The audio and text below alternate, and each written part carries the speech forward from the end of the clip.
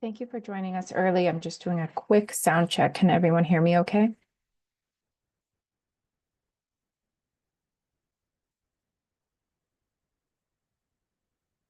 If you can hear me, if you could type it in the chat, that would be helpful.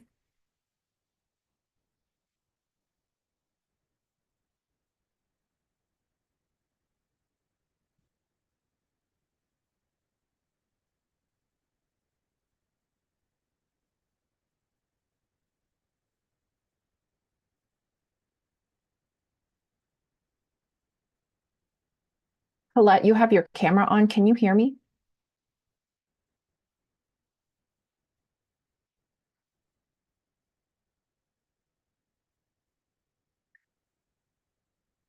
Can everybody hear me? Okay, you can hear me. Rebecca, thank you. Colette, do you mind turning off your video? I've been having some internet issues with the storm and I'm going to try to save bandwidth.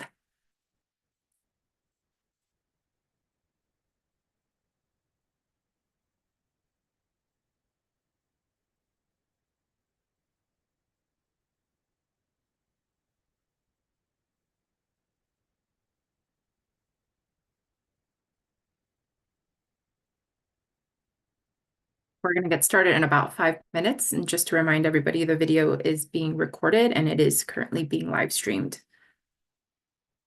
I'm going to turn my video off for the moment just to save some bandwidth. Colette, I'm going to go ahead and turn off your video as well.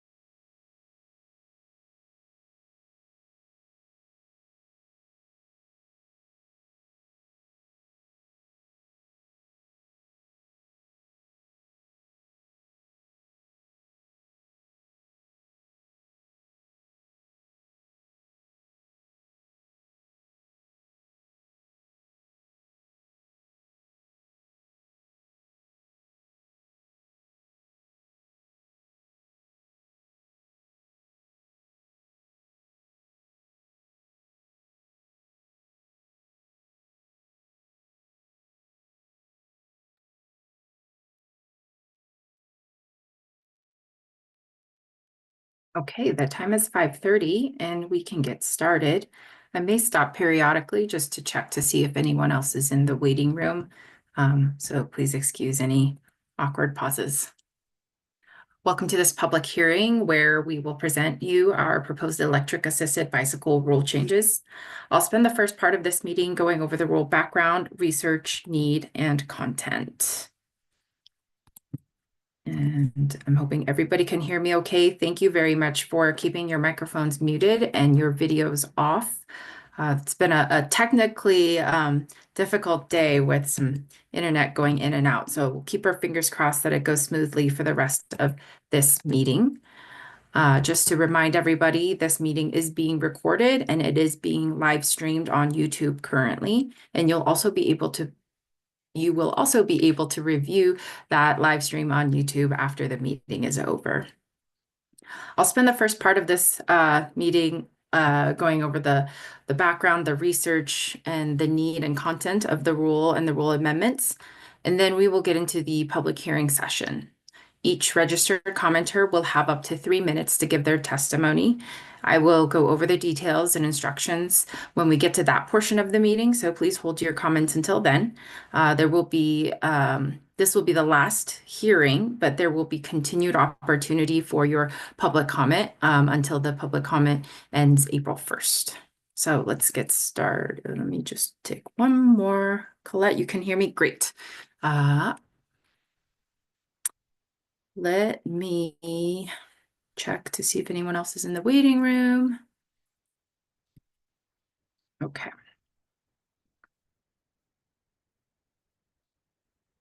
Here's the background. So the Oregon State Park System has e-assisted bike rules right now. They've not been updated in about 7 years. And since then, the technology and the availability of e-assisted bicycles have come a long way. The popularity of these new cycles have increased so much that the legislature has actually tackled new bills during last year's session to redefine the rules and look at the classifications of the e-assisted bicycles. So in preparation for this rulemaking, we conducted some research and we looked at rules from other states and other land management agencies, and we co-presented to a panel at the Oregon Outdoor Recreation Summit with other land managers. There was a public opinion survey that we conducted over last summer and had lots and lots of internal and external discussions from beach ranger town halls to region meetings and all kinds of work groups. This table illustrates the e-assisted bike classification that the legislature passed last session. It went into effect January 1st of this year, and it is in the Oregon Vehicle Code. So the rules now state that a bicycle is a vehicle which is designed to be operated on the ground with no more than 3 wheels. The wheels must measure at least 14 inches in diameter, and the vehicle must have a seat for the rider and be propelled exclusively by human power. E-assisted bicycles, which are often referred as e-bikes, are bicycles that are operated by pedaling but get an extra boost from an electric motor. The e-assisted bicycles are considered a bicycle in the Oregon Vehicle Code, but there are a few different caveats and some different rules that apply to the electric assisted devices. The minimum age to operate an e-bike is 16. People riding e-bikes may ride in bicycle lanes and on paths, but not on sidewalks. And if there's not a bicycle lane, you can ride an e-bike in lane with traffic. Cities, counties, and landowners often have additional rules and their own rules about where e-bikes are allowed. And this is also where, as state parks, we are looking at making our rules clearer. And now that we have this overall guidance from the state rules, we are looking at making that clear for the parks and also for the ocean shores. Currently, there are these 3 classifications of e-assisted bicycles. There's class 1 and 2 that max out at 20 miles per hour, and class 3 that max out at 28 miles per hour. And there is a throttle capability on the handlebar to engage the motor, but all 3 classifications also have pedal-assisted electric motors.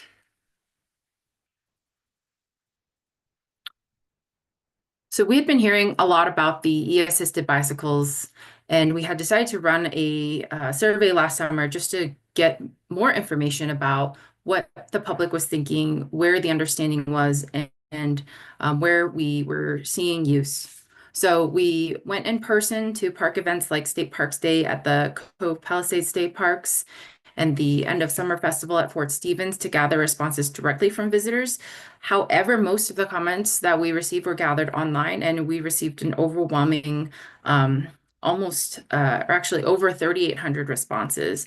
And these responses really confirm that we do need to pursue some amendments to our rules, and they have been that people were looking for some clarifications.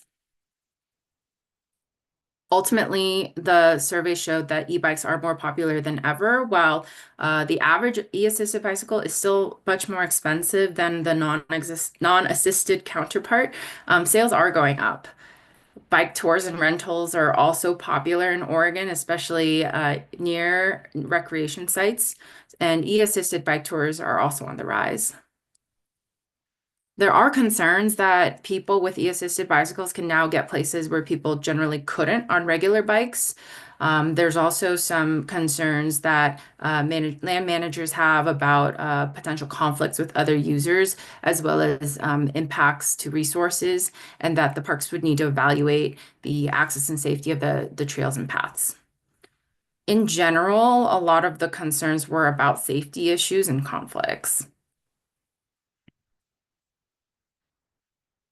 As we proceeded with looking at rule amendments, we formed a rules advisory committee. We call these RACs. Generally, a RAC meets once, maybe twice for our rule amendments, but we had a very, very large rules advisory committee for these amendments. So we met 4 times. And it was a really diverse group with trails representation, law enforcement, other state agencies and federal agencies, members of the state e-micromobility work group. There's recreation groups and park visitors, equestrians, nonprofits, underrepresented communities, OPRD staff and rangers, business owners, conservation groups, and we had a number of subject matter experts that attended the meetings as requested.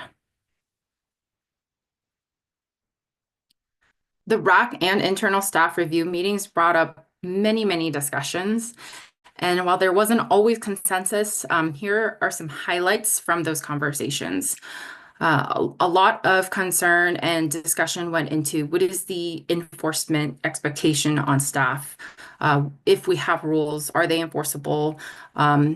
If so, what are the expectations for both the visitors and for staff? How do we balance the access to recreation, even if it's not something as land managers we had imagined this type of recreation on our land 100 years ago, 50 years ago, or maybe even 15 years ago? And how do we balance that with stewardship?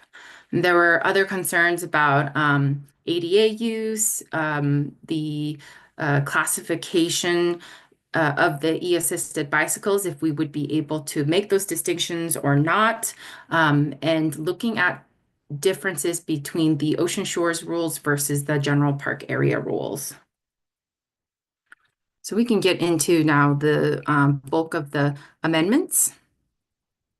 So we have the rules divided into the general park area rules and the Ocean Shores rules. So we'll first talk about the Division 10 general park area rules. So currently in our Division 10 rules, e-assisted bicycles are only allowed on paths and trails that are 8 feet or wider. They are allowed on all roads. That's a state highways rule. So some of the major changes that we have proposed include that e-assisted bicycles can be on trails and paths where specifically allowed and posted for the activity. So this means that we're not specifying a class of e-assisted bicycle, and we are essentially treating e-assisted bicycles to be able to go where other bicycles can, unless park managers or district managers say otherwise based on resource impacts or other distinctions that they may have. We have hiking trails that do not allow bikes currently. Those will continue to prohibit bikes, whether they are regular or e-assisted. So again, we're looking at where bicycles are allowed and then opening up some of those areas to e-assisted bicycles. prohibitions would also be made, and some of the distinctions would have to be made management unit by management unit. We also did some work to update and clarify some of the language, especially around safe passage and operation. And there was additional clarification around the ADA use of e-assisted bicycles as mobility devices. I'm just going to pause real quick to make sure we don't have folks in the lobby waiting. Great. Okay, and with the Division 21 Ocean Shores rules, we currently have rules that state that e-assisted bicycles are only allowed on the ocean shore where other motor vehicles are allowed. So typically this is where you can drive on the beach. That's where e-bikes would be allowed. People can get exemptions for ADA by contacting the nearest management unit. And they are allowed on all roads. Again, this is that state highways rule. So the current proposals say that the e-assisted bicycles will be allowed on wet sand areas where designated. Again, this doesn't mention a specific class of e-assisted bike, so it does mean that it opens it up to all three classes.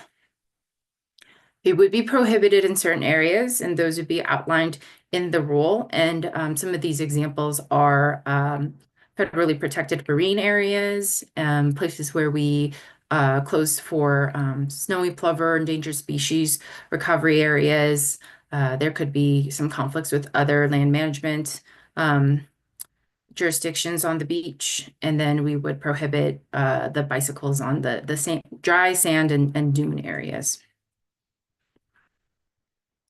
So this is the timeline for this rulemaking. We are almost at April, but back in February, the Oregon Parks and Recreation Commission opened this rule for public comments. And now the public comments have been coming through. We've been collecting them all month and will continue to do so until April 1st. At the end of April, we will have a commission meeting where we will take the proposed changes.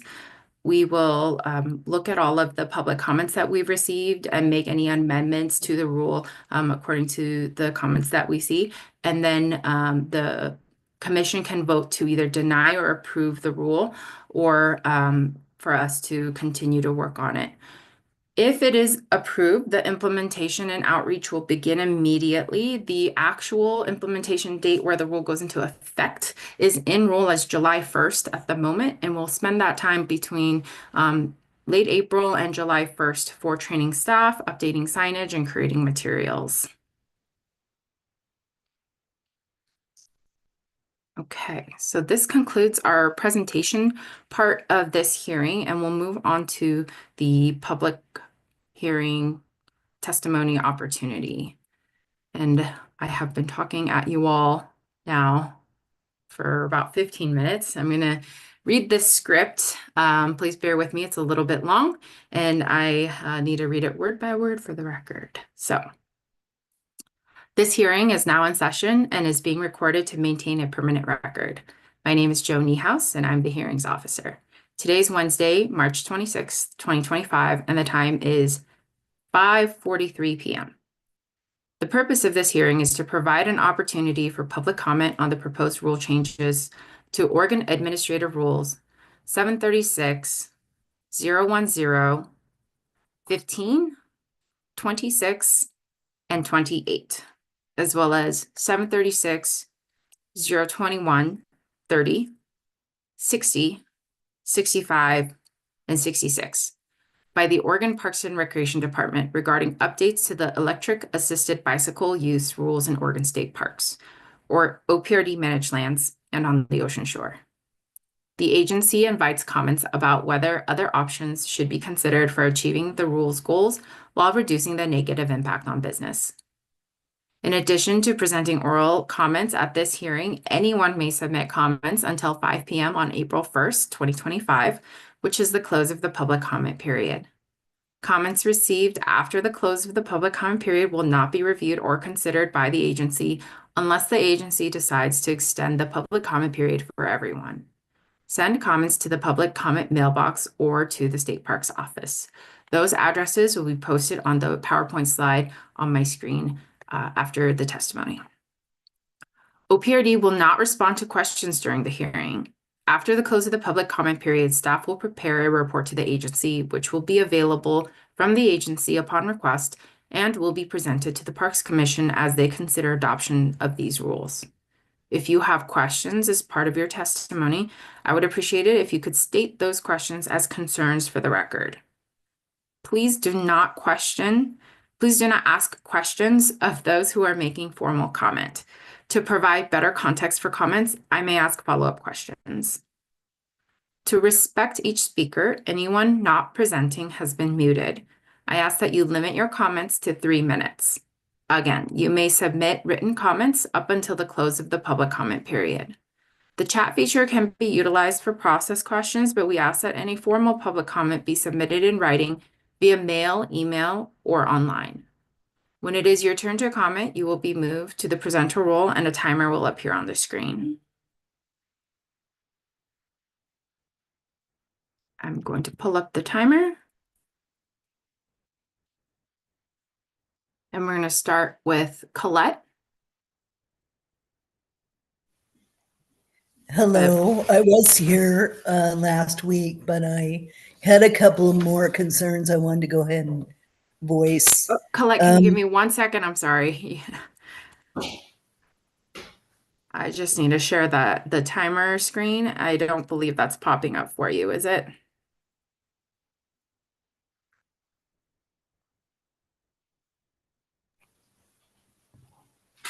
Okay, it should be up now. Great, go ahead and start whenever you're ready. Okay, my name's Colette Hayes, and I am with Oregon Equestrian Trails. I'm a horseback rider and a hiker. I did comment last week at this meeting, had a couple other quick concerns I wanted to mention. One of them is my other concern is that one wheels will then also be introduced, which has already been an issue in some of the state parks.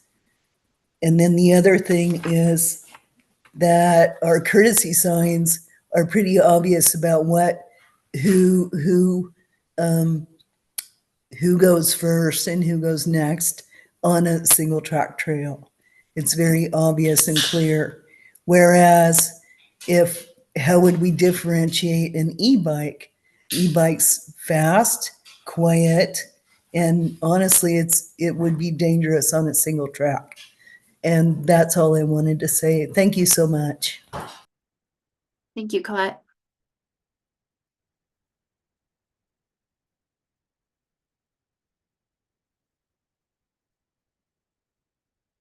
Okay, next I have Barbara Smith.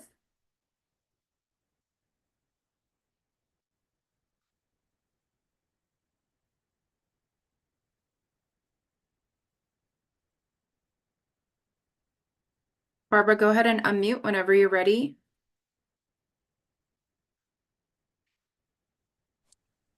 I don't have a comment at this time. Thank you. Next, Bonnie.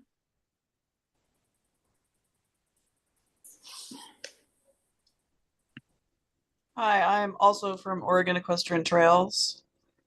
My comment is that e-bikes are a motorized vehicle, and most places you cannot take a motorized vehicle on a trail.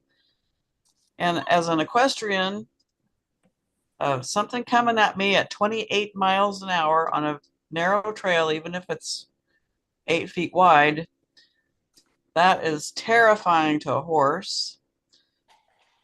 And especially if somebody is wearing their earplugs and they're zipping down a trail, it is very dangerous.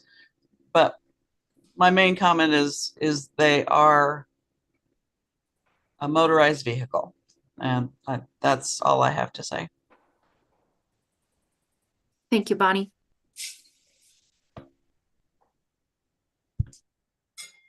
Next, I have Justine, not Justine, if you want to unmute.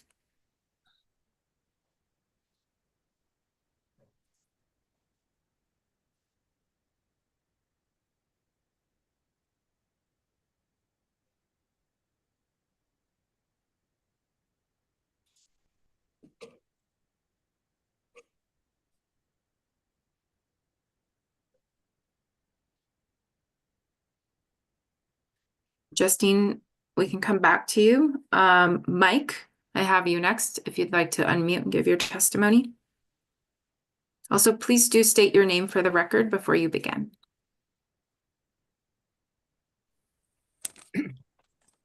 Hi, this is Mike Vandeman.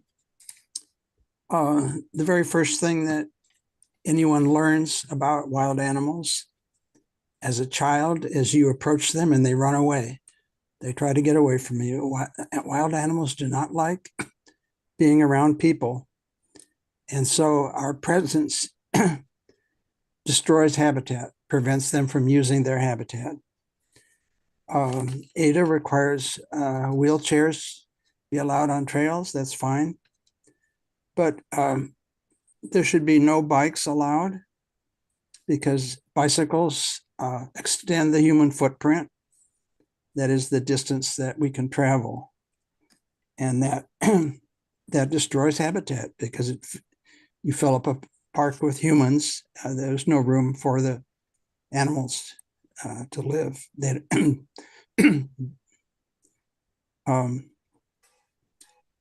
I just heard of a woman riding an e-bike and running out of electricity 20 miles from the parking lot. Stranding is dangerous. She had to walk her bike, which is pretty heavy, for 20 miles to get out. A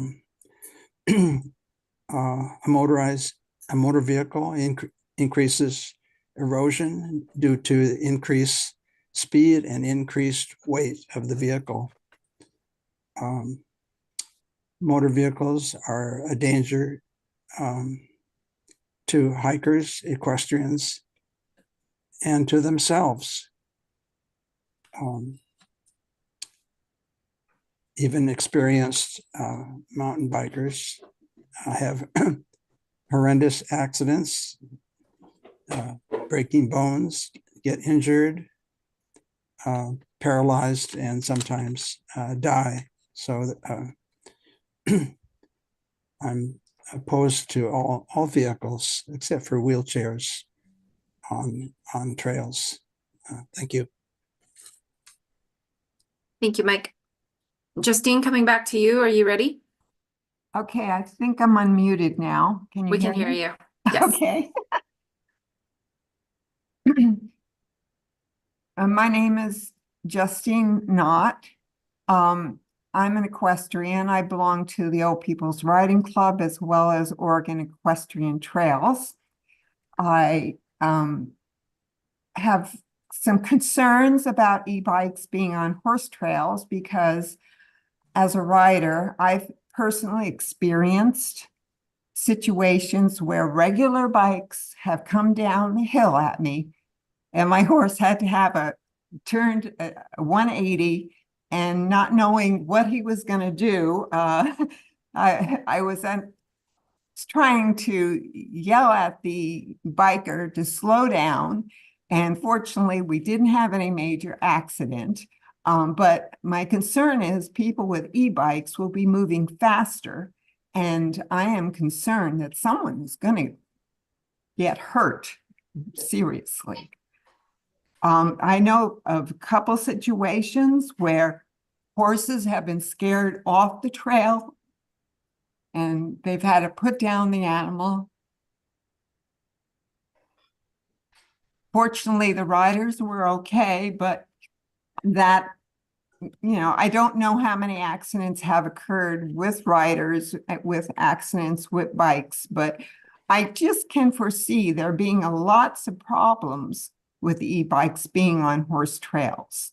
And it's hard enough with regular bikes and people controlling those bikes, especially when they're wearing earplugs and they can't hear you when you're telling them to slow down and there's a horse on the trail. And I personally have had that experience. I'm just really concerned that someone's going to get seriously hurt. I know horses can strike out and kill without cause. I mean, they just get excited or frightened and they can be deadly. And so I think people need to be aware of that before they make a decision on these e-bikes. And that's basically all I have to say. Thank you, Justine. And I think next we have Rebecca Wolf.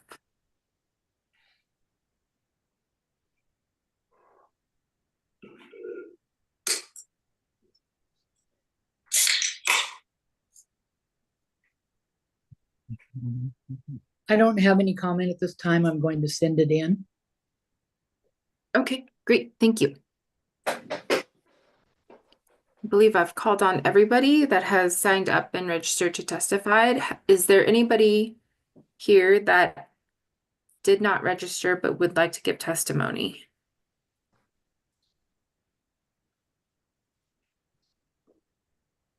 Okay. I'm just going to mute a couple folks who are left unmuted right now.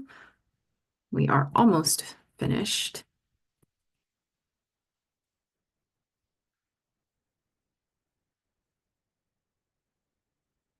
Okay.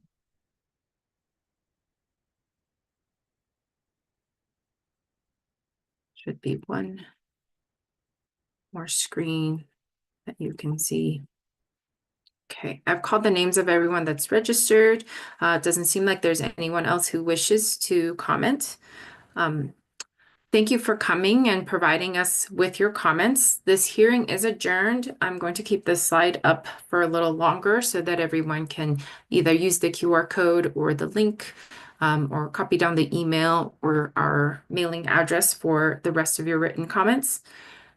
Thank you for coming. And as stated earlier, we will accept the written comments until 5 p.m. April 1st. Really appreciate everybody's time. Thank you. Have a good evening.